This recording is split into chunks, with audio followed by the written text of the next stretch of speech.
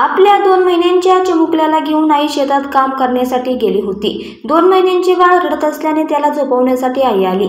या बाळाला झोळीत टाकून आई पुन्हा कामाला लागली। मात्र या ठिकाणी आलेल्या भटक्या कुत्र्यांनी बाळाला झोळीतून ओढत नेत गंभीर चावे घेतल्याने सदर बाळाचा मृत्यू झाल्याची धक्कादायक घटना रावेर तालुक्यात घडली आहे। खरगोन जिल्ह्यातील अनिल सलाम बिलाला हे परिवारासोबत कामानिमित्त रावेर तालुक्यातील कुंभारखेडा येथे आले आहे।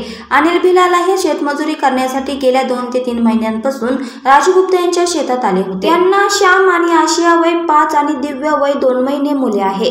दरम्यान 7 मार्चला सकाळी अनिल बिलाला आणि त्यांची पत्नी मीनाचे शेतात काम करण्यासाठी गेले होते। त्या ठिकाणी शेतमालक आणि गावातील काही मजूर काम करत होते। दरम्यान बिलाला यांची 2 महिन्याची मुलगी दिव्य हिला झोप लागत नसल्याने तिला झाडाला झोका बांधून झोक्यामध्ये झोपवले होते। त्यानंतर दिव्याचे आई वडील हे शेतात काम करत होते। याच वेळी त्यांना 4 ते 5 कुत्रे शेतात पळत असताना दिसले। हे कुत्रे जेवणाच्या डब्याकडे जात आहे असं मजुरांना वाटले। त्यावेळी अनिल बिलाला हे कुत्र्यांच्या मागे पळाले असताना त्यांना झोक्यात झोपवलेल्या बाळाला कुत्रे ओढून नेत असल्याचे निदर्शनास आले। दिव्याला कुत्र्याच्या तावडीतून सोडवले, मात्र कुत्र्याच्या हल्ल्यात दिव्याला जखमा झाल्या होत्या।